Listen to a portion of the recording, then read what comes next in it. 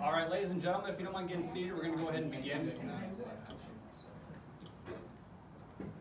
All right, good evening, everybody. My name is Matt Northway. I'm the president of College Republicans United. I want to begin by thanking all of you for being here. Hope you all had a restful weekend. Those of you who are supporting us, who are here, I especially want to thank you. I'm a firm believer that you can't emphasize something enough unless you say it 3 times, so here goes. Thank you, thank you, thank you.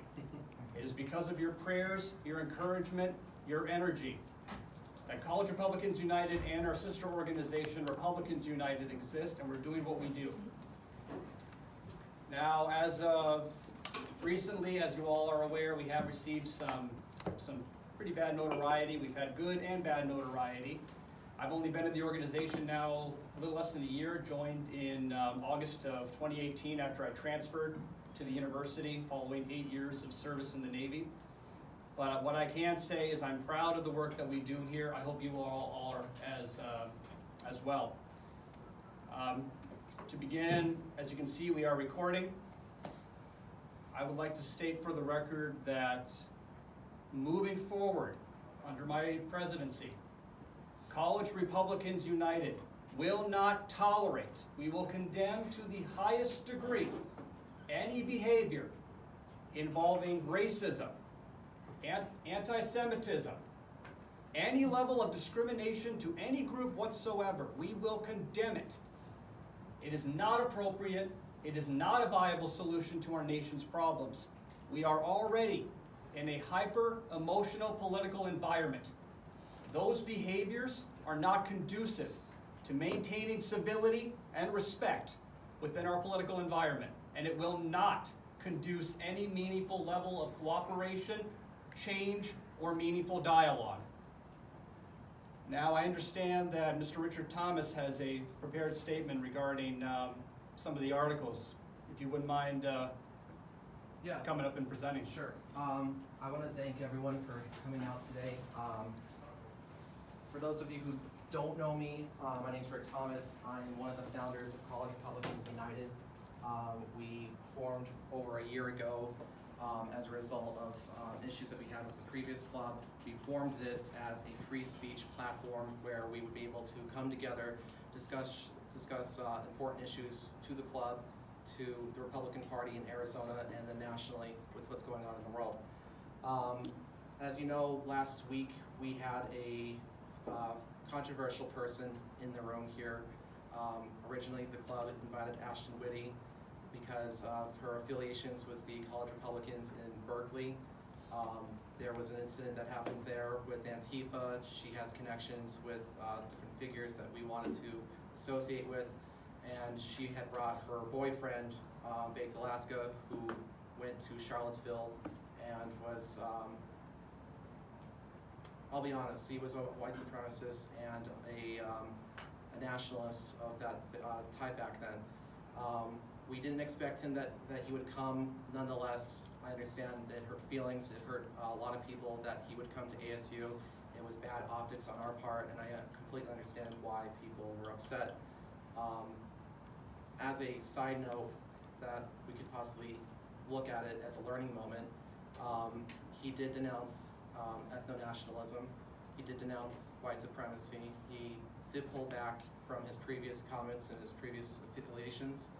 And as a club and as an organization, or even as just people, we need to start talking about the alt-right and figuring out ways of bringing people out of that community. You're not going to be able to do that without some kind of reconciliation. I don't believe that your opinions are set in stone forever. There's got to be a learning moment for them to reconcile their past and then to move on from it. If we create a culture that doesn't do those sorts of things, they're going to result to more violence and more problems for the greater society. So we have to come together and talk about these issues. Over the past 2 years and longer, we would often have a decorum of messages that are much different in private than it is in public. Sometimes it was silly, sometimes it was inappropriate, And I want to first apologize to all the members in the room here that I had said some things that I want to take back, and I'm sure they've offended some of you, or all of you should be offended by it. It wasn't my intention to hurt anyone. My comments of African Americans hurt Josh, and I consider Josh to be my best friend. He was my vice president last year. He took over after I had to step down for that year, and it was completely inappropriate. The one that I'm most ashamed of above everything else was the photo of me holding the tiki torch during the Halloween party. There was alcohol involved, and by no means is that an excuse to do something like that. But as you know, it's completely inappropriate considering that someone died at that event, and to make light of it is inappropriate. So I want to apologize to the club for causing these problems for all of you. I really believe that CRU's objectives is mostly for the good of the country, for the good of the Republican Party in Arizona. We have done a lot together. You know that I put in a lot of energy into this club, scheduling, going out, the canvassing when it was 120 outside for hours. You know, I've annoyed probably most of you in the room with the amount of emails you've all gotten from me in the past 2 years. To destroy what we've done in that amount of time is disservice to all of you. And on behalf, I want to apologize to you as the president that you shouldn't have to pick up on my mistakes that I've done here. So I would like to carry a motion, so appropriate with you, to condemn the club, to condemn what I did, and to go from here. Yeah, I have a second on that motion from anybody involved with CRU. Guys, someone's got to second it. I second it. Someone's gonna second it? All right. By a show of hands, all those in favor, say aye. Raise your hands, say aye. Aye. All opposed? Motion carries. Okay, thank you guys.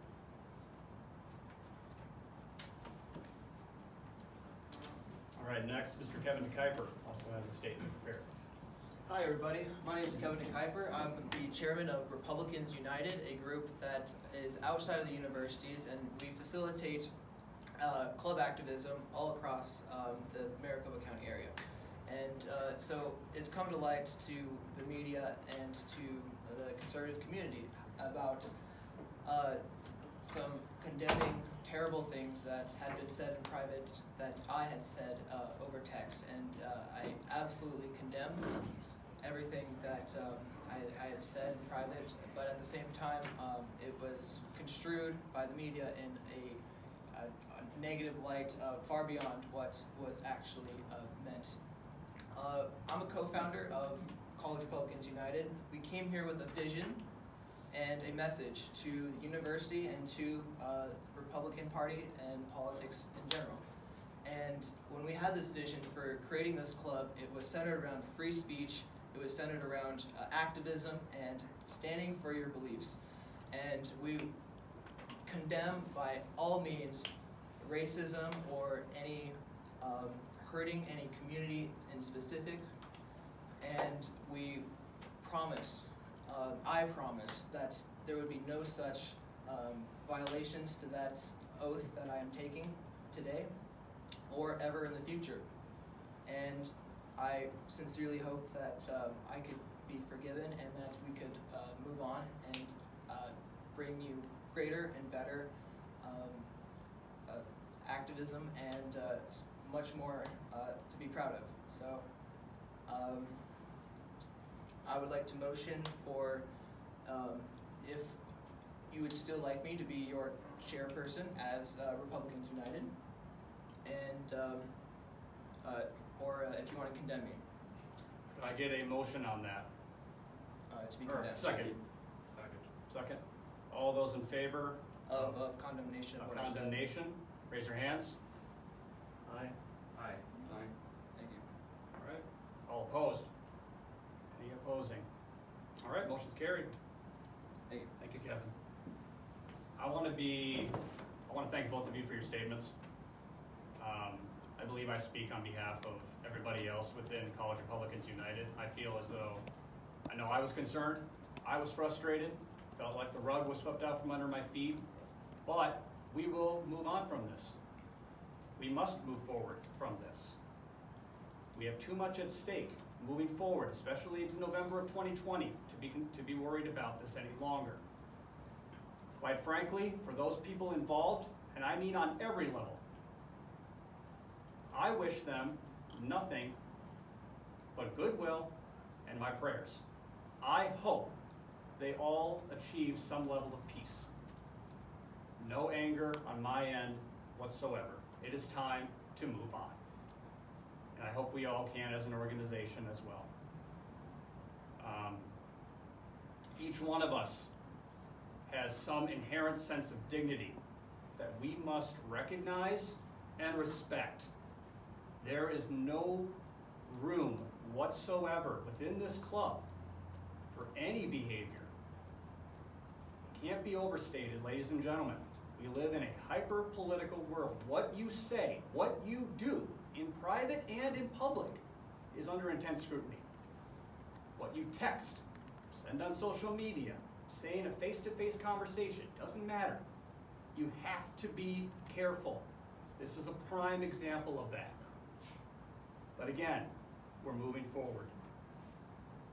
A few events I want to talk about. So this Saturday, we do have our fundraiser at El Pollo Loco, March 30th from, looks like I have 1 p.m. to 7 p.m. on here. Our treasurer, Julie Howman, does have the flyers. If you are interested, you will need to bring this to the restaurant for that to be made effective. Regarding our event with Roaming Millennial this Sunday, it is still in flux, but I will keep you all updated on our Facebook page moving forward as to any changes that may come about. With that, a little bit of housekeeping. We do have a speaker. Mr. Randy Miller. He was a Republican candidate for Arizona State Senate, District 21, currently serving as the Maricopa County Coordinator for the Constitutional Sheriff and Peace of Officers Association. He's going to be presenting to us where we are at as a nation and what we can do to restore the Constitution and rule of law to this country. Randy, the floor is yours.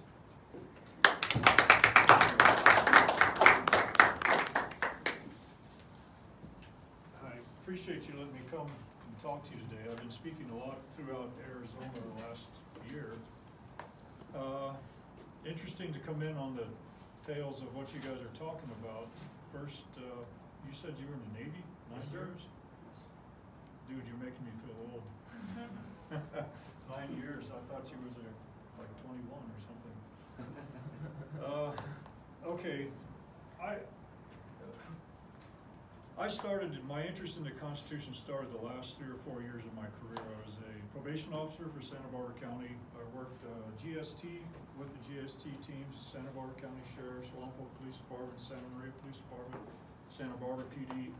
I was the data entry officer for the Cal Gangs unit, which was the data entry for gangs and identification. We'd come across them on the street, identifying markers, associates, those things. And I've worked a lot with grants, federal grants, and I saw the damages that were done from those trying to take a square peg and put them in a round hole. And services started to deteriorate as far as what we were trying to do to help families and things with dictates from the federal government on things. I was instructor for, I've been a martial artist for about 30 years, instructor for arrest control techniques, unarmed defensive tactics, and use of force for law enforcement agencies. And I went to the LAPD Training Academy for their use of force and arrest control techniques, or the goon platoon, if you want to call them that. Very good unit to teach our department and other departments. So I have a good background in working within the Constitution, 4th Amendment rights, 5th Amendment rights, 6th Amendment, speedy trial, confronting your accusers, searching, what's lawful for search. So my interest really started peaking because I was a court hearing officer for 2 years as well. I'd represent cases in court, introduce them, and make argument for our cases for detention, recommendations for sentencing, those type of things, or release, or probation recommendations. So I have a background, and I started studying it when I retired because the system started changing. It was no longer really servicing the communities. And I saw nothing changed. Keep doing the same thing over again, nothing changed. So when it gets to the Constitution, my quick conversation with you, you seem to be pretty versed on it. How many of you have actually read and studied the Constitution as part of your college? How about independently? Any professors in here, sir? No? No. You look a student. My wife's a psychology professor at GCC. You're what? An attorney. An attorney. How much of constitutional law did you practice or learn in law school? Well, what they do in law school is they have a case book, and we never had to actually read the Constitution. But what they do is they teach you how the courts have taken the Constitution, sort of taken it apart. Stare decisis, case law? Yes, and also how I graduated from law school in '88, a long time ago. And at that time, well, when I got to law school, I was one of 3 in the entire law school at the University of Wisconsin who was in the brand new, we started a Federal Society chapter. We had 3 people. About 5 years later, we had about 45 people. So it grew. But, Scalia's concept of originalism is what's not taught in law school. What's taught in law school is it's a living, breathing document, and there are these penumbras and whatnot, and it's all theory, and instead of actually studying the words of the Constitution. And as you know, we the people are the guardians of it to enforce the politicians to follow it. And some of you here have become precinct committeemen, and that's Good. the first step in making that happen. We've got to elect better people. What is your opinion of the Constitution? Who in here thinks it's a living, breathing document? Raise your hand. Oh, I'm so glad to see that.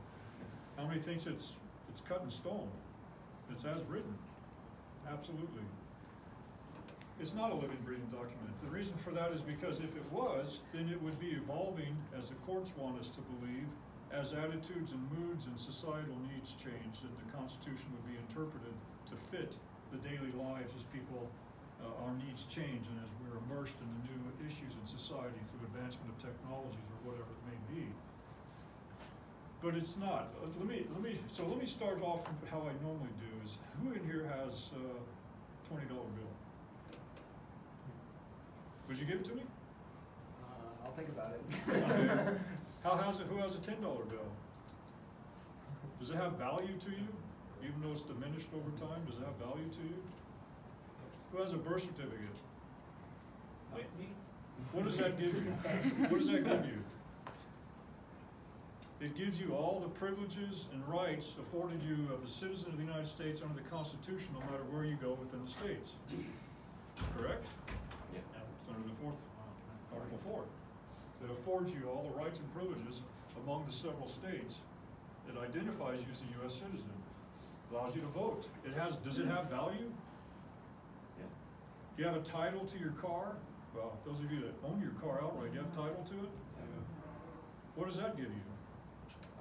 The right to operate legally on. No, that's your driver's Oh. license.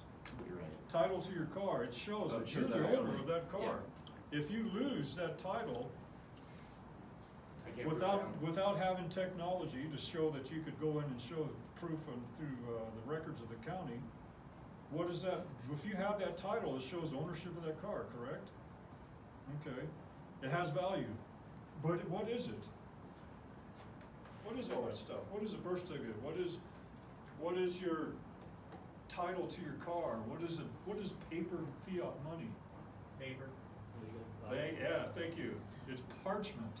So let me tell you, James Madison wrote how he was skeptical of the effectiveness of parchment as barriers against the overwhelming majority, because it's a piece of paper. But what we have to do is internalize the meaning of that. It has meaning. If someone takes your title to your car, steals it, tries to forge your name, what are you gonna do? How are you gonna react? Let's put it that way. How are you gonna react? Call the police. You're gonna be angry. If I come and I say, you have your $20 bill on the table and I come and I take it, what are you gonna say? Retribute. Exactly. So how can we put so much value on a piece of paper for your car or that paper money that you carry in your wallet and then yet disregard the intent and meaning of the Constitution? The Constitution that what is the Constitution? It's a compact or a contract. The states wrote the Constitution, developed the Constitution, or representatives of the colonies, as a way to formulate the federal government. It's a compact between the states. The federal government did not exist if it were not for the states or the colonies, correct? So who's superior?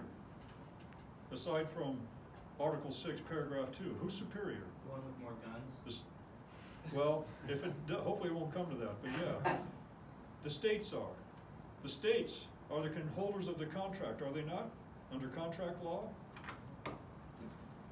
So the states hold the contract. The states, under the 10th Amendment, all those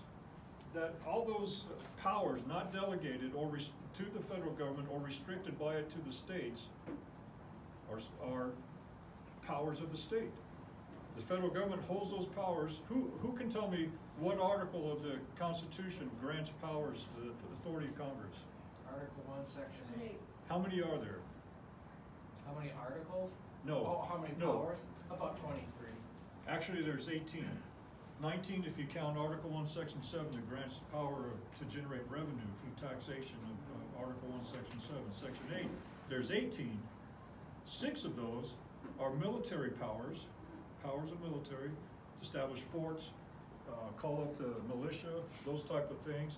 And then the last one, Article 18, says they have control over the 10 square miles of Washington, D.C. that they established for the center of the government.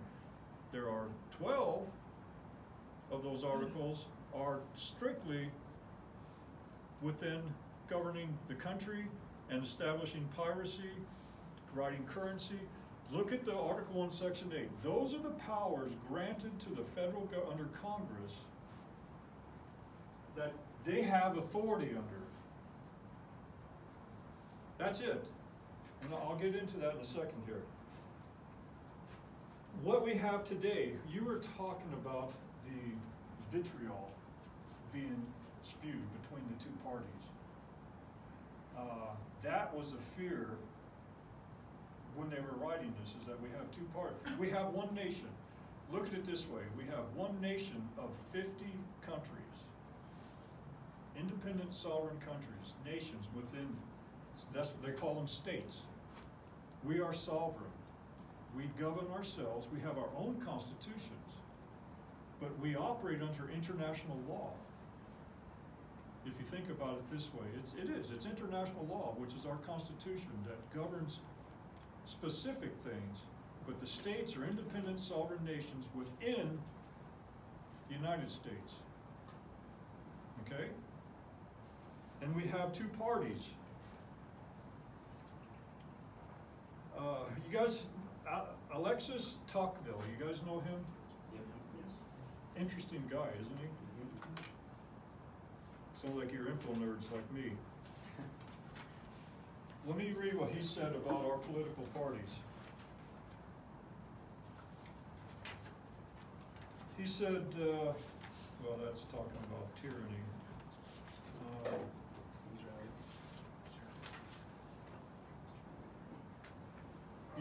Governments usually perish from impotence or from tyranny. In the former case, the power escapes from them. It is wrested from them, from their grasp in the latter. So it escapes them through impotence or taken from tyranny. What did we just witness in the federal government for 2 years? It was, in my opinion, it was a coup, and I talked about this originally, against the sitting president and the Republican Party to try to take over through fabricated dossier paid for by another party. We had two parties, warring factions among themselves, So basically what you have is you have two independent nations within our nation because they cover every state. Republican Party, Democrat parties everywhere.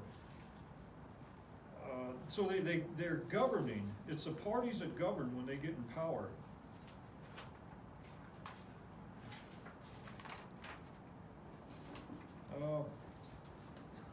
And the problem is if the government can commit tyranny against us, is it possible that a party can commit tyranny against another party? We've seen it. It happens all the time.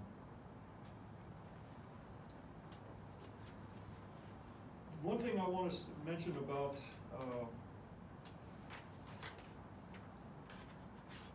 the Constitution and the 10th Amendment is, we have to understand, let's say, Madison wrote in number 45, paper 45, the powers delegated by the proposed Constitution to the federal government are few and defined. Article 1, Section 8, remember? So they're few and defined. The powers delegated or reserved for the states are infinite. The federal government has to ask if what they want to do is permitted in the Constitution. The states have to ask if what they want to do is restricted in the Constitution. Because Article 1, Section 10 are the restrictions on the states, basically. And why do we have those? Because if you look at supremacy clause, if we delegated the power to the federal government, then if we can't do it ourselves because we said the federal government must do it. The part of the delegations to the federal government is we cannot, the colonies came together and said, if each and every one of us were competing against each other in defining war or negotiating peace, if we don't agree, then we're going to have a conflict between us and a warring faction of a foreign country.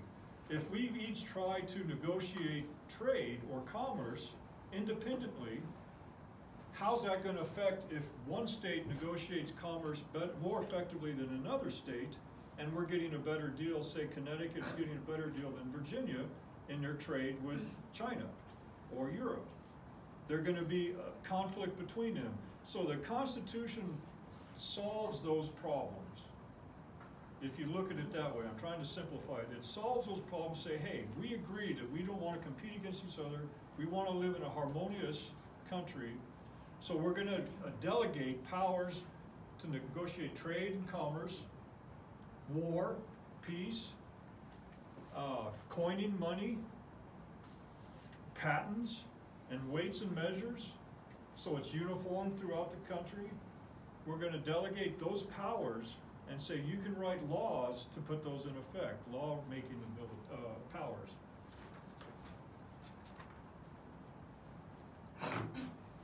Look at it this way, the power of government, the government has no power over the rights of the people. That's correct. Do you believe that? We have rights, and the government really has no power over those rights. If they had power over our rights, then they would be privileges. They call them rights because they're either, however you want to look at it, they're God-given rights or natural rights that we obtain. Everyone has those. You were talking about discrimination. Everybody has those rights. Government has no power over your rights. The central government has no power outside what the states or the people have delegated to it in the Constitution. True? So their powers are limited to specific enumerated powers under Article 1, Section 8. That's it. They have no rights over anything outside of those. The Constitution is a contract between the states and the federal government, was created as a result of this contract. The states have a duty and a purpose to fulfill the Constitution. That's what you were talking about. They have a duty. Our state legislators have a duty to honor the Constitution and fulfill that contract on our behalf. That's why we elect them, and I'll get into that. The states also have a duty to intercede on our behalf if they usurp their power beyond those delegated powers that we've granted them. And then the states have no power over if the states have no power over the federal government, then the Constitution has no authority. Does that make sense? If the states cannot intercede legally and have influence over the federal government's doing things that outside their responsibility, then basically the Constitution has no authority. Would that make sense? So when we're going to hold our legislators accountable for enforcing the Constitution, and they don't do it, then it falls on us. And remind me of this, because when I say it falls on us, people my generation have failed your generation, and I apologize for that, I really do. Because we've been asleep at the wheel. If the states that created the Constitution have no authority over the federal government, then what we have is a federal government that is not limited by anything except its own will and desire. Let that sink in. If we have no authority over the states and the Constitution has no meaning, then what's there to limit the federal government? Like I said, I mean, if we don't internalize the value of that document as much as we're going to internalize the value of that $20 bill that loses value each and every year, and that, or actually every quarter, and that note on your vehicle that depreciates every month to the point where it's going to have no monetary value at all, if we're going to value those more than we're going to value the importance of our Constitution, then what do we have left? I say that Constitution is more valuable than that car. It's more valuable than that paper money you carry in your pocket. It has to be, because it is a representation of your freedoms and liberties. The Constitution is put there and designed to protect the states and to protect the people from government, because they just fought and died for that independence. You know, I'm sure you all know the Boston Tea Party was over the tax stamp. It wasn't about tea, it was about taxation. It was about restrictions, about what they can buy and where they can buy it from. The king was using laws. They would arrest people and send them to Canada and charge them under Canadian law and not the laws of our own land. That's why we have those liberties under the 4th, 5th, and 6th Amendment, tried our laws in our courts among our peers. So there's a lot of tyranny committed. If we don't follow our Constitution, if I were to arrest you, or if I interpreted the law of burglary or theft, if you call me and I say, you know what, that wasn't a burglary, you left your door open. When it says breaking and entering, if your door's open a crack and they push it 4, 5, 6 inches, well, that's breaking and entering. And it's the formulation of the intent before I go into your house. If I intended to go into your house to steal something, or to go into that store to steal something, that's a differentiation between theft and burglary, because you formulated the intent prior to entering. So if you call me and you say, they burglarized my house, they took my TV, they smashed everything, and I walk in and you tell me, yeah, I left my door open a little, and I say, well, as an arresting officer, I'm going to write it up as a petty theft, which is a misdemeanor, and the guy will get off and he'll be doing it to somebody else. When in actuality, it was a burglary. It is not up to me as a member of the government to interpret that detail. It's up to a higher level. But if we allow people to interpret and justify their understanding of what they want to do because it's easier, or because they want to persecute you, or some other reason, then we've lost meaning of the Constitution and the laws written under the Constitution as well. Does that make sense? I'm trying to give examples. Okay, the Supremacy Clause. So if the Supremacy Clause that says that the laws written by the federal government under Article 1, Section 8 are the supreme law of the land, all that is it's a declaratory statement. It does not convey any further powers or authority to the federal government. It's just declaratory statement saying that, hey, we have to say this is a supreme law if it's written in accordance with the Constitution and in adherence to. So any law they write has to be given a power. Congress, the House and the Senate has rules that says they have to put an authority statement on laws that they write. Have you seen those? Okay. I'm active with the Republican Party. I write articles frequently in the Republican briefs and on Facebook, and I posted a couple recently on your article, and I talked to our legislators. Debbie Lesko was one just Tuesday night. Who knows who Debbie Lesko is? This is why it's so important to you know your Constitution, and we hold the fire to the feet of our state legislators. There was legislation, H.R. 1, House Resolution 1, put out by the Democrats. They want to give a grant to the states, telling the states, we'll give you money, this is how they trap you, and they don't have authority to do this under Article 1 section. They don't have the constitutional authority to do a lot of things. But they're going to say, we want to write a grant to give to the states to say that we'll give you money for housing and shelters for battered women. But a caveat is you got to accept transgender males. Knowing political manipulation, knowing that the Republican women in the House on the committee would not vote for that, and they do this deliberately. They won't vote for it because why would they allow a man just because he dresses as transgender to go into a woman's facility with children? And I was on the board of Eve's Place for a year, which is a battered women's shelter for women and children. They house children in there, and men, and women, excuse me. And it's secret to keep them protected. And they did that knowing that they wouldn't be able, the women on the council wouldn't vote for this. It's not that they're against equal rights, it's they're protecting also the rights of those that are in the houses as well, that are, and you just can't do that. So she said we couldn't vote for that. And and they were gonna victimize the Republicans for voting against it. And I said, Debbie, here's a way around that. Present it to them this way, that it's not that I'm against women's safety and equal rights. It has nothing to do with that. My question for you Democrat proposing this is, show us where in the Constitution we have the authority as Congress to do this. Makes sense, right?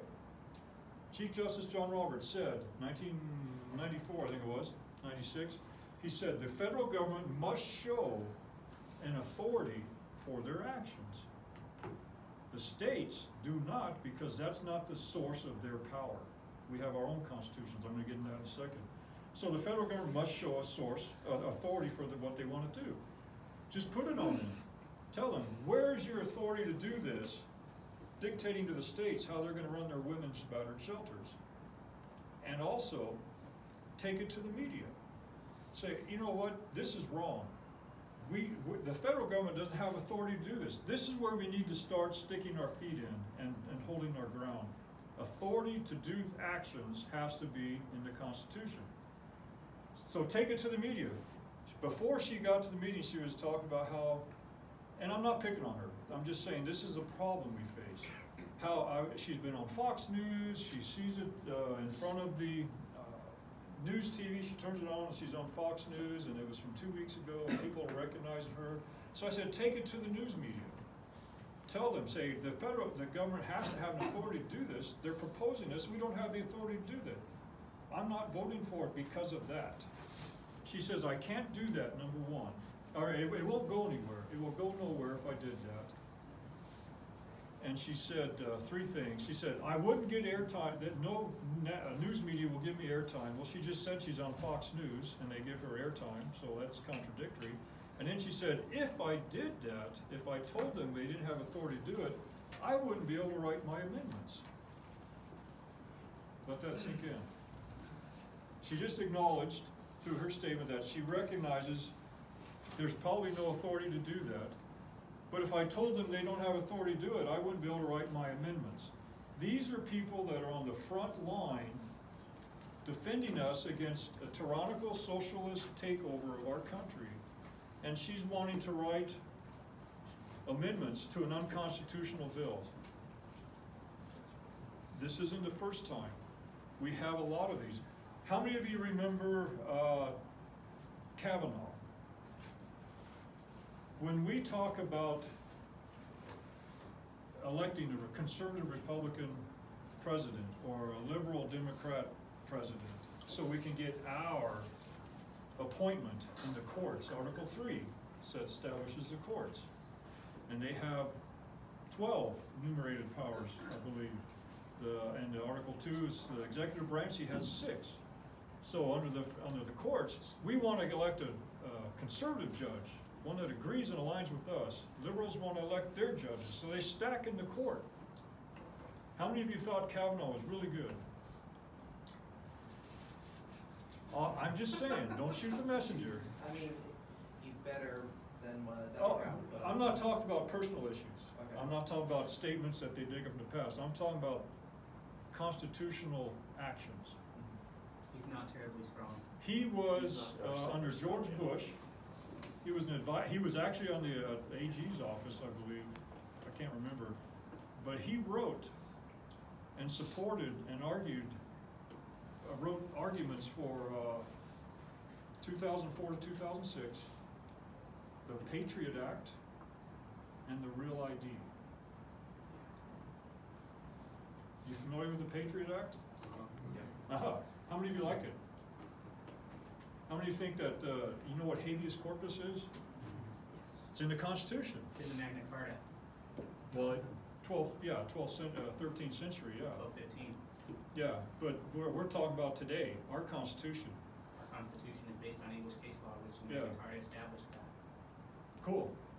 But does his decision that his statement was the needs of government outweighs the privacy of the people? And we're all clamoring to get him on there because it's a conservative appointment. Stack the deck. He also gave us a Real ID. How many of you have your new ID card for the travel? You can't board a plane unless you have a Real ID card. And then how many of you remember how you had to get that? Facial recognition software. We used that. When I was working, we put it in our CalGain system. So everywhere you go, there's digital matrices that they establish for partial facial recognition, whatever. It's in a national database tracking your information, and they're dictating to the states how we're going to issue our driver's licenses to our citizens. Where were our state legislators on that? Thumbs up their asses. James Madison was, he was so sure. He said the division of the states, separation of powers, and the hierarchy that the states control. He said the state representatives, I'm paraphrasing, if there's anybody more powerful to intercede on the behalf of the people to usurpation of power, it will be the state residents, the state representatives, senators and representatives. That's their job. They didn't intercede on our behalf on too much of this. The Article 1, Section 8, we have to stick to that. As written, it's not a living, breathing document. Do you agree? How many of you read the Federalist Papers? Anti-Federalist Papers.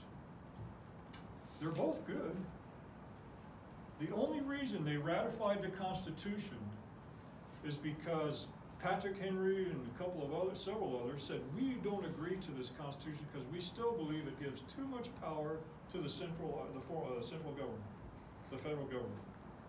So they said, we'll sign if we get this. And what was that? Bill of Rights, yes. Lawmaking authorities, my attorney, I'm asked because I want to make sure I'm correct. Lawmaking authority is the statements under Article 1, it's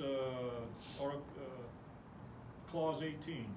Gives Congress has a power to write legislation to enforce this article. Yeah, necessary and proper. Necessary and proper, yes, thank you. They also have it on 14th Amendment, 15th Amendment, Citizens' right to vote, 16th Amendment, which taxation, which they changed. I don't agree with that. It should be based on population, because that violates, in my opinion, direct tax. Obamacare, it's a direct tax. It's a violation of the Constitution, but yet they violate. Do you agree? They violated it. Our state legislators did not intercede. That's why I ran, is to say, you know what, we need to have a voice for the people again, to say, you can't do that. Where was I going? Let's see. Our courts. The courts are supposed to be, we're supposed to be electing our Supreme Court justices based on their adherence to the Constitution, their understanding, and their history of following the Constitution. Not because we have a Republican president and we want to get this conservative judge in there. No one's defined conservative. No one's really gone back to his history. No one knew his statements and his positive support for giving us a Patriot Act and giving us a real ID. I wouldn't have voted for him. But this is what we do. I'm asking you as young people to vet more thoroughly the history of things that are happening in our country, and let us help you from our mistakes as well. Our state constitution is what governs us. Title II, Section 2 is our kind of our own Bill of Rights of Arizona Constitution. And Title II, Section 2, Section 2 and 3, I'm sorry about that, 2 and 3 under Title II tells us, the first one, Section 2 says three things. The power of government is inherent in the people. What does that mean? The power of government is inherent in the people. Come on, help me out. I don't want to do all the talking.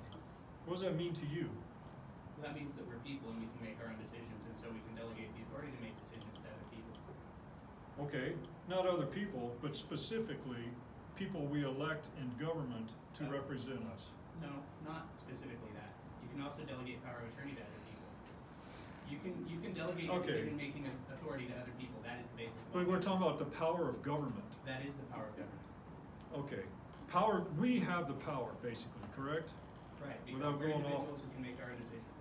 Right, but we delegate, and the purpose of, that's the third one, power of government is inherent in the people. Power of government comes from us. We give them the power. Correct? We delegate And our government decision-making derives to its people. just power. Government derives its just power, only those powers that are just and proper, from the consent of the governed, correct? And the purpose of government, this is our state constitution, the purpose of government is to protect and preserve individual rights. That's in our Constitution. Title II, Section 2(3) says that it breaks down three things. It says that the state of Arizona legislature has the authority to, through either resolution or legislation, to not use state resources, that means our funds, to enforce unconstitutional actions against the state.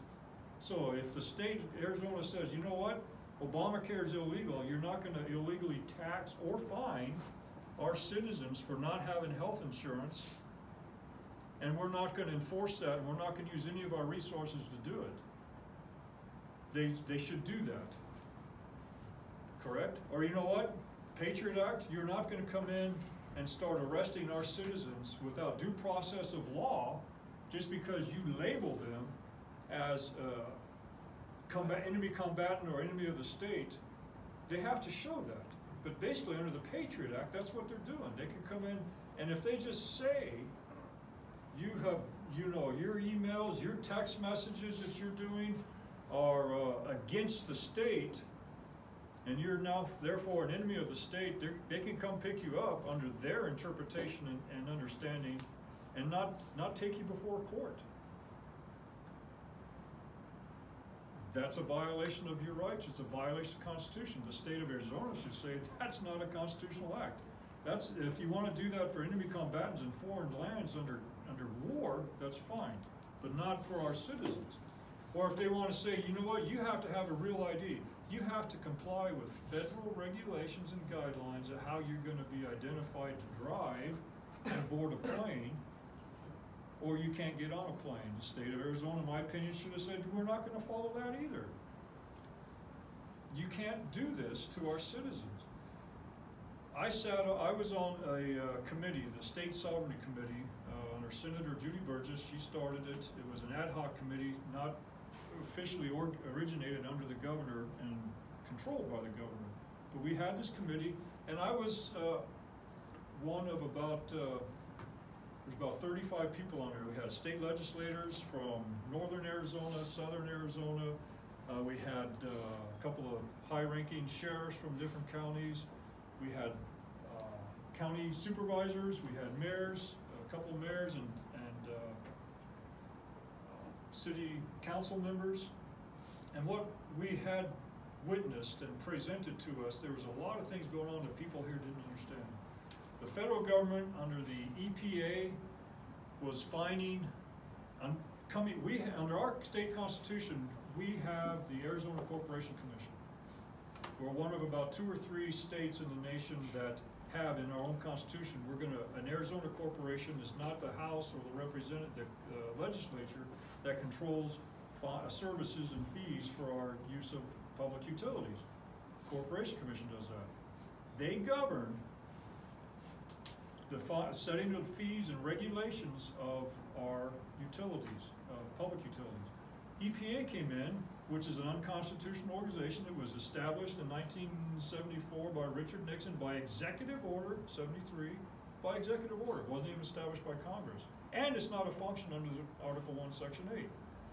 They were coming in saying, we're going to fine you X tens of millions of dollars if you don't clean up your pumping system.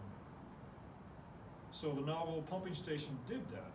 They spent millions of dollars to retrofit new sweepers on their pumping stations, on their it's a coal-powered power plant, and they exceeded, when they were done, the mandates by the EPA.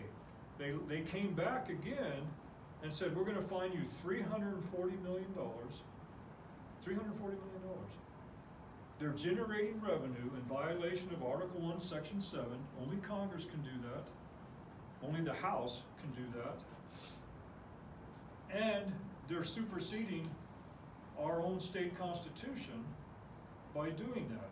Navajo Pumping Station made an agreement with them, said we can't do that. We'd have to pass that cost down to our users. So we'll agree, okay, we'll shut down one of our, and this was what they want to do. They shut down 1 or 2 of their pumping stations, there's 3, to avoid that fine. They did. Now, how many of you have heard that they're going out of business altogether? This was a push, a political push for the solar industry. I can give you, that's a whole nother talk, just on that alone, with the Sierra Club and all this. So it was a political push to come in. They used an executive agency to control and write legislation basically outside the congressional authority and fine tremendous amounts of money. And our own Arizona State Corporation Commission did not stand up in defense. Our own legislators did not stand up in defense. So what I'm saying is you have to, please, understand the Constitution. I have a slide presentation that can break it down more, but any of those 18 authorities or powers granted is under the purview of the federal government. 6 of those are war-making powers. If it's not delegated to them under Article 10th Amendment, those powers are left to the states. If it's not restricted by the Constitution on the states, those powers are left to the states. The Bill of Rights, there is no lawmaking authority in the Bill of Rights. There's no clause that says Congress shall have authority to write legislation to affect this, this clause or this amendment. It's not there. Those are set in stone. This Bill of Rights are a kind of, oh, and by the way, Congress, by the way, federal government, these are rights you shall not touch. You shall not house and quarter your troops in the homes of the people unless during time of war. You shall not enter and search our residents' property unless it's by a signed affidavit showing cause and evidence and signed by a court that they can come in and enter. No arbitrary and capricious entry and searching of your papers. And by the way, our people have a right to be tried by their peers, 12 of members of their peers. If those rights have lawmaking ability, then we're allowing Congress to rewrite the meaning. By the way, what does the Second Amendment say? My guru in the back. Second Amendment. A well-regulated militia be necessary to the security of the free state. The right of the people to keep and bear arms shall not be infringed. Correct. Yeah. What is the key? Shall not be infringed. Well, that's a big one, but the main understanding is why is it there?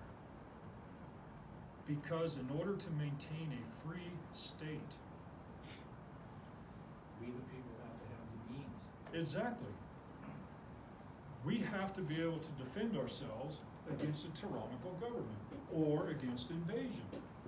Article 2, Section 2, I forget where it is, but it says the president has the power to call up the military to stop an invasion of our borders. And it said the states, I don't have it, the states can also, they can't declare war unless, I'm trying to use, it's not urgent, exigent circumstances because that's what we use for entry in people's houses. Article 2.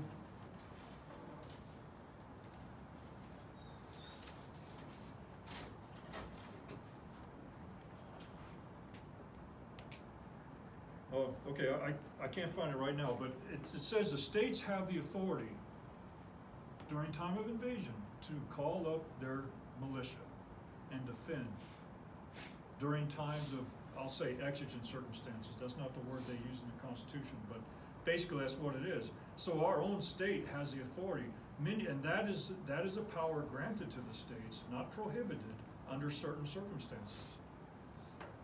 So our border is an issue that we should be defending if we feel it's necessary. And our governor and our legislature are not acting on that. Let me open up to questions because to direct what questions or concerns you may have other than just talking about what's interested me all the time. Does anybody have anything they want to ask that I might be able to answer? Yes.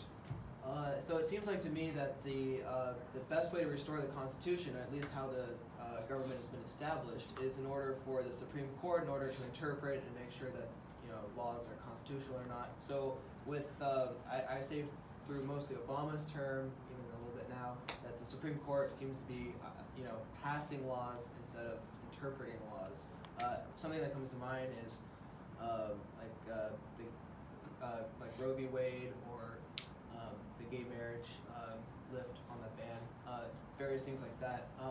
And also more recently, what had happened was now Trump has vetoed the national security bill, and that it needs to go through the Supreme Court now, but it's going to take like quite a long time. Trump vetoed what? Oh, the resolution. Yeah, that House resolution. Said, Yeah.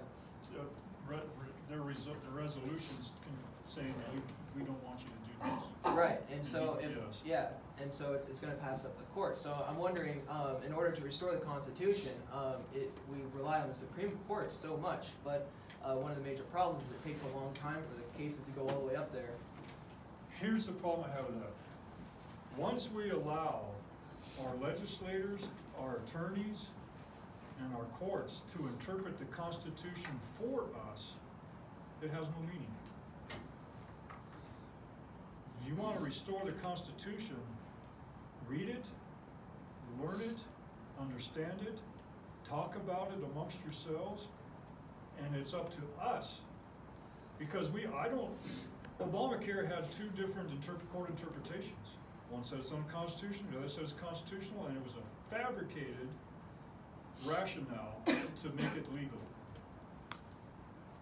So, and the Supreme Court only writes opinions. They have 9 justices. It's always usually 4-5 split, is it not? Unfortunately. Yeah. Why is that? Because we keep stacking the court with ideologists based on who's in office. So I'm saying we can restore the Constitution through the people, through groups like this, us coming together. I do it by going to our LD meetings. I go to LD 21, LD 22. I watch things that are happening by our legislators, and I call them on it. I'm a hornblower. Rick Gray, Debbie Lesko. Oh, here's a good one for you. David Livingston. You know him? Yeah. You know his DNA bill? Do not apply, but yes, go ahead. His DNA bill that would require pretty much every public worker and anyone that's like all teachers and all medical professionals to have their DNA registered. Is that what you're referring to? Correct. Yeah. Taken. So, I mean, this is government out of control. Well, It there's really already a is. huge database for that. But, all right, so to your point, I want to ask the question. Do you think the government at all should recognize marriage or single at all? Okay, that's, you know what? Where the Constitution's concerned. I think the 10th Amendment's very relevant in this situation. Well, our own state constitution says the marriage is between a man and a woman. Our own state constitution says the official language in Arizona is English. Right, but it is showing favoritism to one group or another. So if you look at the Bill of Rights, it's designed to protect the rights of the individual versus mob action, government action. So by recognizing, and when you look at this, what I think is been blown out of an argument that should never even happen. You have marriage. The government is recognizing and giving benefits to a group of people and denying them to another group of people. And that, to me, violates the Constitution. I don't think that the federal government or any state government should recognize marriage versus non-marriage. Marriage should be an agreement between two people, and they should have it designed either they can go to their church if they want, and they can have a religious wedding, or they can go to a justice of the peace. Okay. That would squash the whole argument. Here's the nice thing about the Constitution. If enough people feel the same way, you can amend it. But where in the Constitution does it say recognize marriage versus In our single? state constitution, Right. it says it's under, I think, Title 27. You're right, that there's no federal mandate. There isn't, and there shouldn't be. There shouldn't be, but let's get back to the DNA. This is Orwellian. You guys remember the Orwell story, Orson Welles? 1981. Yeah. How about Animal Farm? You guys read that book? Oh my gosh, the pigs are winning, man. The DNA bill that David Livingston put out basically said what she's conferring is that just about anybody in the state now has to get a DA swab that goes into a database. Violation of your rights. It's a search. It's a seizure, is it not? It's a seizure under blackmail of your person, of your property. Violation of the Constitution, and they're going to put it in a database. Not only are they going to violate your constitutional right, but Mr. Livingston says, on top of that, we're going to slap you this way. No, wait, we're going to come back and slap you again. I want you to pay $250 for us to violate for the funding of this. Yes. I thought that bill failed though. It did. Okay. But the purpose of bringing it up is these are our legislators. Yeah. These are the people elected to represent us and protect and preserve our rights under the Constitution. This is why we all have to pay attention. It failed because he got so much heat. Part of it was me. I'd like to think I had a lot to do with it. But I publicly chastised him over this to the point where it was an embarrassment for him to even go in public, I think. And not just me, other people too. So what he did was, this bill that he proposed said that basically I'll summarize it, anybody who wants to get a license or renew a license shall submit to a DNA test. How many of you drive? Are you licensed to drive? Oh, guess what? He wants to swab you and have you pay $250 to go into a database. When I confronted him, and it was brought up at his LD22 meeting, his issue was that, well, I was approached by the Department of Public Safety to put this bill forward. Who takes an oath?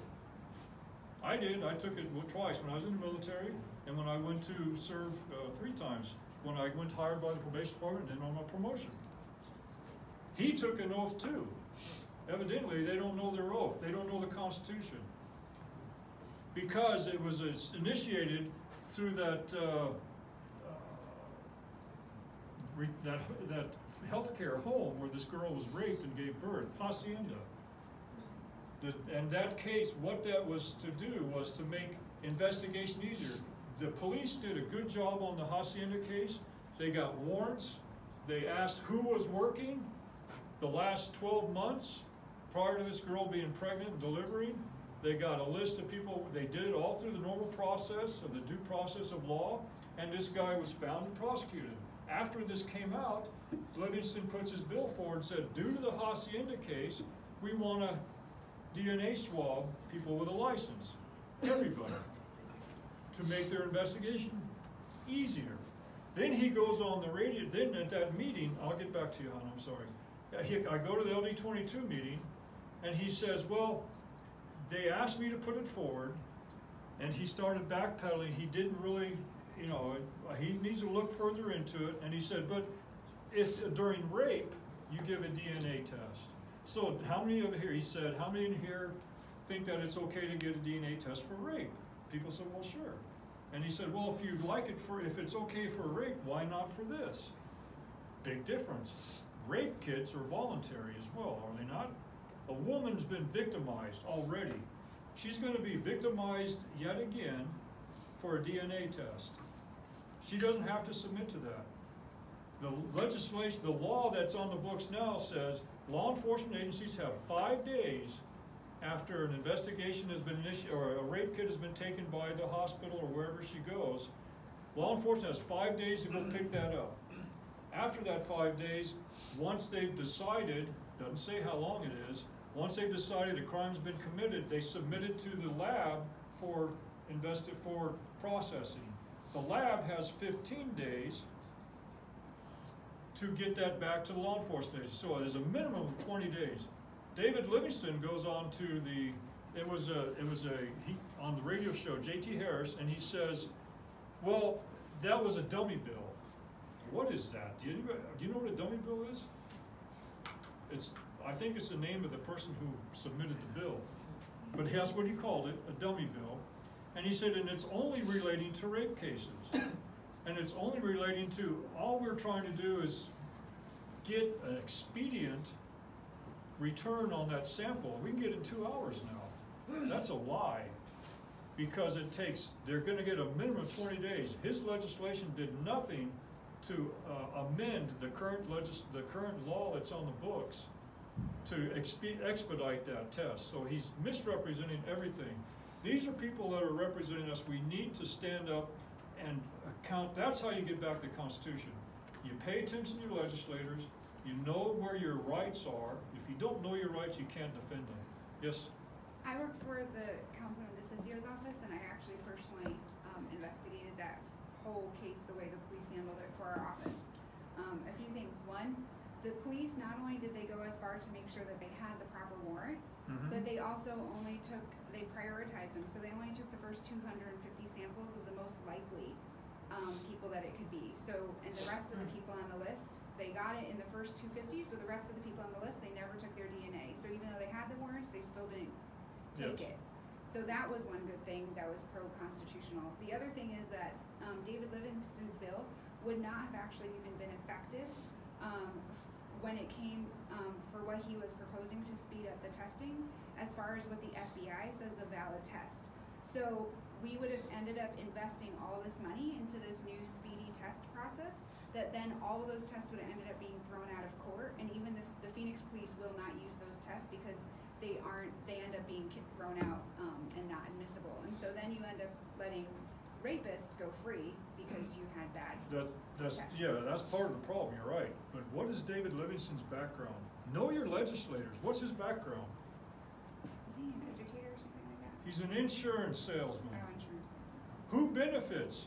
What does a DNA do? It is a map of you, your genes, your genealogy. It tells you if you're predisposed to cancers. It tells you they can estimate how long you may live based on your DNA. So who would benefit from that information? Insurance companies. I mean, the state would benefit because they would have all this information on the employees, so they can make those decisions about their health. Sure they would. And they have all that they have everything knowledge about you. There's also something being in the military, and I'm not a conspiracy theorist, this is true.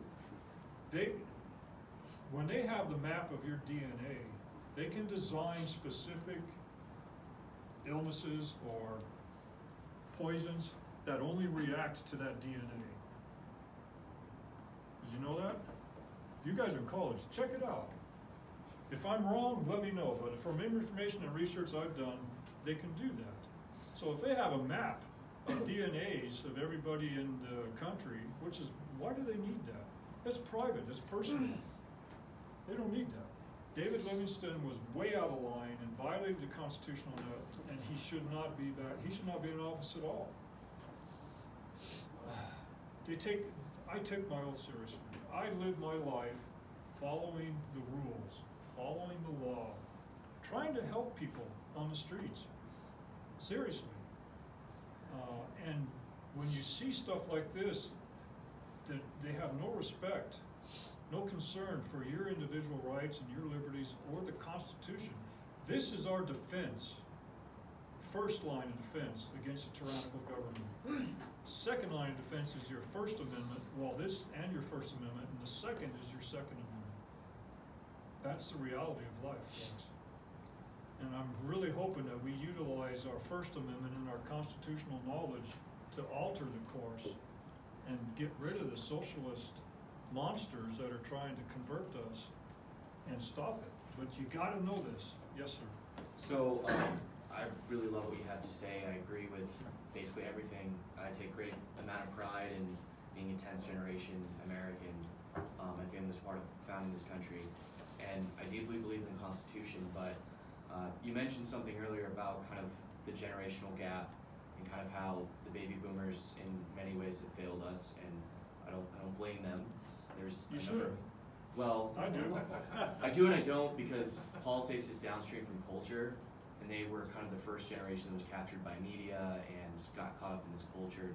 Things change, but what I want to ask you about is the situation in this country, and our existence is kind of rapidly changing.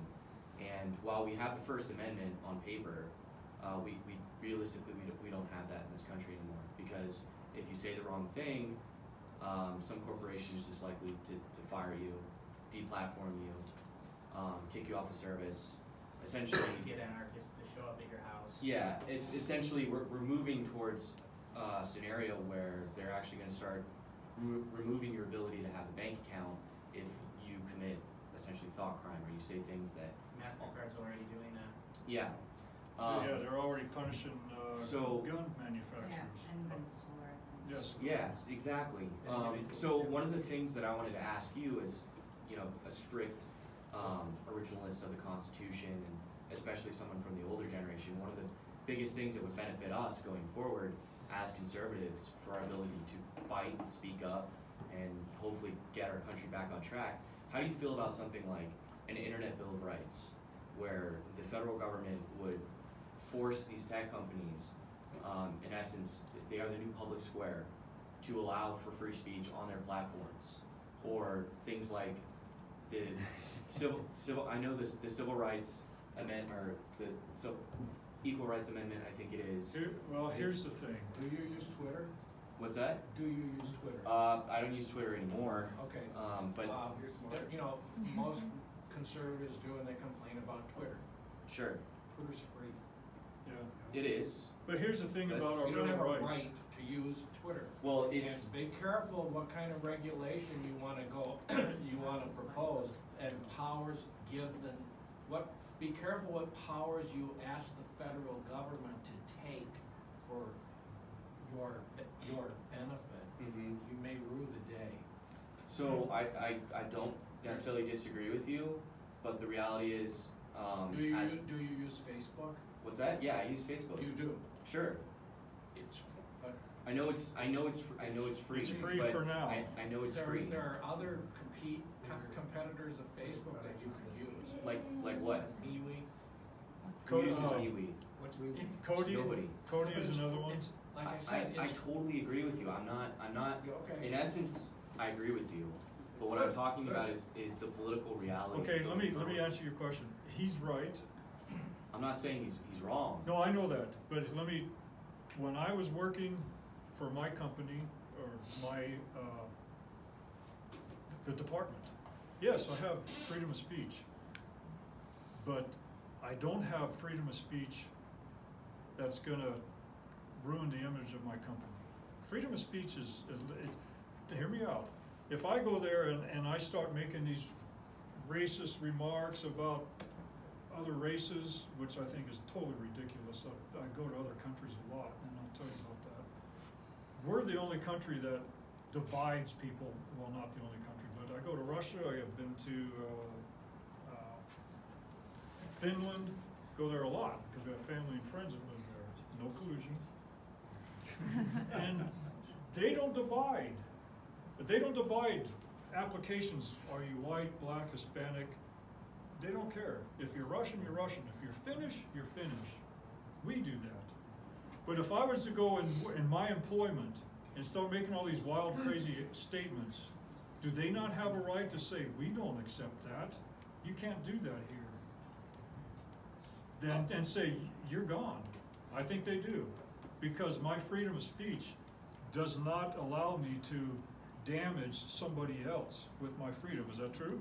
Well, it depends. Well, I'm a lawyer. I know. That's a problem. That's a problem in itself because they overanalyze things. But there are limits. I understand what you're saying, but I agree with him because federal government doesn't have a right to regulate our speech because if they did, it's no longer a right. It's now a privilege. What You're does it creating that right that Twitter has, I think he's and they asking have what the government as is doing to guarantee our right. Because well, they're my point is, what does it matter when you have politically unfashionable beliefs and essentially private corporations can throw you into the gutter and you're unemployable? And I know you said racism, and I'm not talking about that because I was just using the example. window is shifting. I've worked in big tech. I've worked for one of the biggest companies in the world, and as somebody who voted for Trump, if I had ever mentioned that, you bet your rear end that they're going to try and fire How about me. this approach? How about telling them that you're violating the First Amendment rights of the people that are trying to use it? I mean, I get that, but the reality is they have so much money, they have the media behind them. Well, that's what you're saying, use the federal what I'm government. Yeah, I'm saying It we has to need be- some type of protection in order to survive. Kind Because of a trust. It would have to be, in this case, I think, a court challenge. Would you agree? That this is a class action lawsuit? Well, I'll give you an example. Banking. I know what the banks are doing to some people and groups. Mhm. Okay. Who regulates the banking industry? It's the federal government. Is that one of their Change. rights? They're doing it. So, yeah, that's- So if you wanna change Or powers. the laws, you gotta elect better people. We don't have very good people in our government right now. They're not very smart. I agree. So, you know what my message is to all of you guys. You've gotta become precinct committeemen. You've gotta get all of your friends to become precinct committeemen. You know, turnout in Mississippi in a Republican primary a few years ago with Thad Cochran and this guy named McDaniel went toe to toe, and there was a spoiler Republican in the primary who caused nobody to get a majority. You gotta get a majority in Mississippi, so they have a runoff. We don't have runoffs, they do. 9% of registered Republicans voted in that election. 9%. Where were all the effing conservatives? In Mississippi, for crying out loud. Yeah. Well, it's a red state and they're lazy, so they didn't go vote. So they ended up going to the runoff, and Cochran won. And then afterwards, all the conservatives said, that goddamn Haley Barbour and all those dirty tricks they played on McDaniel to get it for Cochran.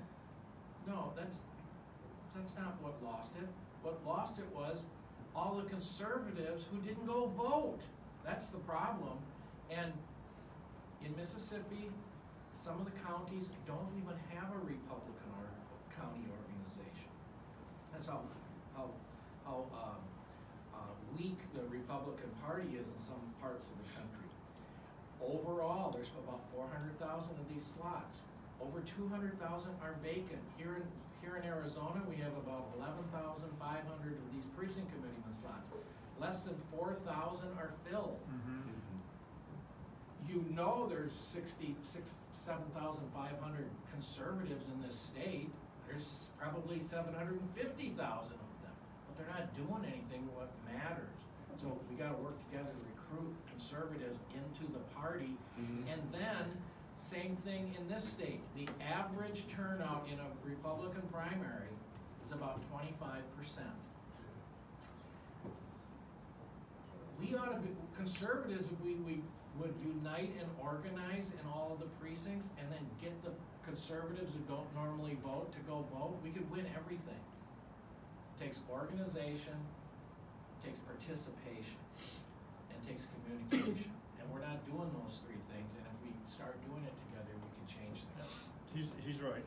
Being active at the local level is where you're going to be effective. I hear what you're saying, but in that case, they're global. And they actually have governments in Europe that have dictated to Facebook how they're going to operate on certain issues. Yeah. But see, we're a different government. I think exactly what he said is you got to get different people in office. The problem is we're running out of time. Yeah, we are. To do that. The other thing you got to do is, as an activist, the Obamas got a contract to work and produce their nonsense and put it over the airways with Netflix. I'm canceling my Netflix. I'm not going to use it anymore. I don't watch TV. I haven't had cable for 10 years or satellite. Why? I'm not going to pay for that garbage. So as an activist, switch modes. Kodi is another platform. It's a conservative platform that's trying to replace Facebook for conservatives. I use that too. But I understand your frustration. I would like to go pull the plug on Facebook. Just to give you some background, so I worked for Google. I sold their cloud management platform. There's three companies that do that right now that are like the largest. You've got Amazon, you've got Facebook, Microsoft and Google. They're all ideologically aligned. If you want the network infrastructure in order to compete with Twitter, you're going to have to use a cloud provider. Yeah. Now when that cloud provider doesn't agree with you because you allow conservative voices or whatever, you can't compete. They've already created these monopolies, especially with a Facebook and a Google as a search engine. They're essentially monopolies right now, and you can't compete with them. And you might be able to answer this for me, but I believe also Google is cooperative with our government agencies on information gathering. They are, and they aren't. I mean, I was there when they got boycott from internal employees for selling technology, which was like Google Apps, which is Google Docs and whatever, to the military, and these people protested. All the while, Google was selling the same technology and more to Chinese corporations who were essentially fronts for the Chinese military. So yeah, I know all about it. Plus, I don't know if you guys know this, but Google was the biggest sponsor of CPAC this year, with the express intent of trying to moderate what things were allowable conversation coming from a conservative Did you go to party. CPAC by chance? I wish this organization was recognized by the Republican The Party. reason I ask is this. Well, we'll sit down. CPAC is soapbox. okay? If you go to CPAC, or most of these organizations, these conservative groups, it's all soapboxing. Yeah. You ask for a show of hands, how many here in the audience, can raise your hand if you're a precinct committeeman? They won't even, no, not you guys, in CPAC. The people at CPAC, most of them, they don't even know what a precinct committeeman is. Yeah. That's the fundamental problem. Think of it, this wonderful constitution that we have. Every 2 years, we the people have the power to get rid of the entire House of Representatives and replace every one of them. And the reason we don't do it is because we're not organized and united locally, I think he together needs to come. get the vote out. We need, you might want to invite this gentleman back and talk about precinct committeemen and those type of. I've already. Oh, okay, I think, No, he's absolutely right. He's our go-to guy. He's absolutely right. Yeah. Okay, go ahead, real quick, do you have somebody to brief? Rick, did you have a question real quick? Oh, I was just, back in the 1920s, 10s, and before that, Standard Oil and a lot of the oil companies that we considered were doing trusts, and we used the federal government to break them up because they did have monopolies. And I kind of look at the tech industries as a monopoly because, as you said, it's hard to start up a new infrastructure when it's dominated by only 3 companies. And they are definitely colluding with one another, too. So, Yeah, it's true, I think, There's a I'm difference. I'm kind of on the fence on this one, I think. There's a difference though. You bought stuff from those companies back in the 10s and the 20s. Here, you're using free stuff and you're complaining about it. Actually, you're not the. Yeah, you're actually the product. Your sovereignty, your data, your privacy, and you're giving it to them. Right. Yeah. Don't. If anything's free, you're the product. You should deplatform them. Get off those platforms and start your own.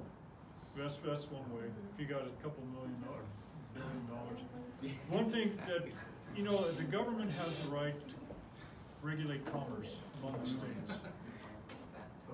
I don't know if I totally agree with this, but I think in some cases it might be okay. Could they not come in and break up this company because it's regulating commerce, say you're too big, you're dominant, and you're controlling too much? Yeah, I mean, they did it with airlines. I suppose, but the problem is, how do you define commerce? Yeah. And remember, that's what they used for Obamacare.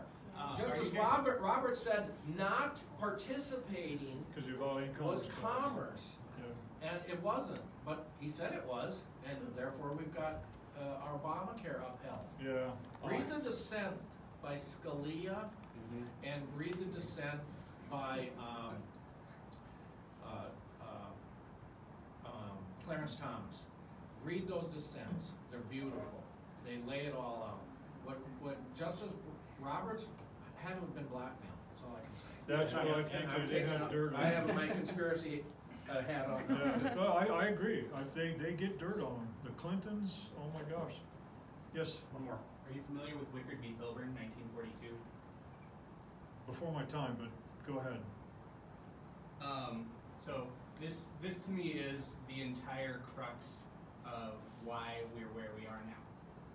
Because in 1942, an Ohio farmer, Roscoe Filburn, was growing wheat on his own farm to feed to his own animals. Oh, yes, Which yes. violated Commerce, the yes. federal mandated quotas for the maximum wheat production because they were trying to keep wheat prices up during the war. And he argued that they didn't have a right to regulate this because it wasn't commerce, because he wasn't selling it to anybody, but they argued that it was, in fact. In a 9-0 decision, they argued that the federal government did have a right to regulate his production because it affected wheat prices in interstate commerce.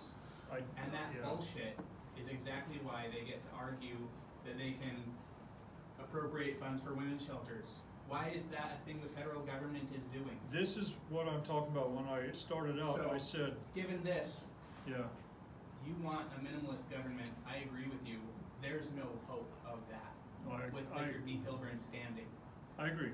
And this is what I talked about when I said, is the Constitution a living, breathing document, or is it cut in stone? This is a perfect example of their interpretation of it being a living, breathing document. They can modify or interpret it certain ways based on the conditions of the time. No, they can't. Well, as long as this stands, there's no no way There's, we're gonna. I could tell you a couple of more cases that are like that, absolutely. But there's also cases that justify what we're saying. This is the problem with case law, isn't it? I mean, it changes. I've been in, Terry versus Ohio, I think that's even changed. The conditions of that, and I used to teach that to law enforcement officers when I was giving instruction on use of force and arrest and control. So it changes. I had to watch the laws every year, changes in the laws, and modify my presentation, and not one of them had anything to do with the Constitution. So you should be angry at this generation because we allowed ourselves to fall into the trap of complacency. Would you? I feel that way. It's my opinion, and not do due diligence on my part and make sure that our government's doing what they're supposed to do. That's what I ask you to do. There's other things I'll be happy to come talk to you about. Oh my gosh, I go to Russia every year. You want to know about Russia and Crimea and Ukraine? I do presentations on that. I got a friend who, Sasha, was a colonel in the United Soviet State Republic of Russia as submarine commander. He used to tell me some stories, and now the stories are, I mean, there's so much you guys don't know about communism. My wife is from Russia. She grew up under communist Russia. She's only been a citizen for 3 years here. And I do geopolitical vacations there. It's 4 to 5 weeks at a time, and I talk to college professors at Moscow State University, a history professor. I got a friend who's a college professor at St. Petersburg, Russia, State University. And I've developed presentations on different things just in that area alone, if you're interested. But anyway, thank you for your time. Absolutely. Thank you. Thank you, Randy. Always a very pertinent message that we need to be reminded about constantly. Before we close out, I really want to thank you all for coming. Thank you all for your support, for what your support for us, for your support out in the community. It is very much appreciated. And what we need to start doing is members of College Republicans United, prospective members, we need to start looking at additional members who are interested in becoming either vice president or secretary.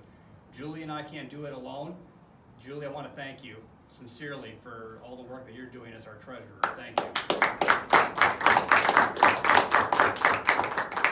I promise you all from here on out, CRU will be professional, accountable, and transparent.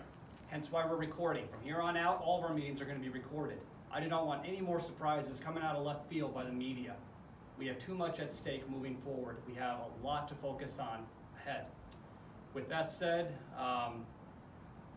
CRU, please consider joining the executive board. What else? Coming from the military, I hate top-down leadership. I hate hearing myself talk. So I did receive a comment that we need to be more kind of an open floor dialogue. I 100% agree with that, and that will be happening moving forward. Aside from our upcoming events, our speakers, we're going to open it up to everybody. And the final bit of business is I invite all of you, if you can make it, tomorrow, I believe it's at 2 o'clock out in Old Main. Myself, CRU, and RU leadership, Rick Thomas, Kevin DeKuyper, we will be doing a press conference for the media. If you can make it at 2 o'clock, that would be greatly appreciated. And with that said, let's get to work. We have a lot to do moving forward into November 2020. I know for the sake of my 2 sons, I want to do everything in my part to help return this great state of Arizona back to red, and for Trump to gain increased success moving forward into 2020. And together, we can do that. Thank you all very much.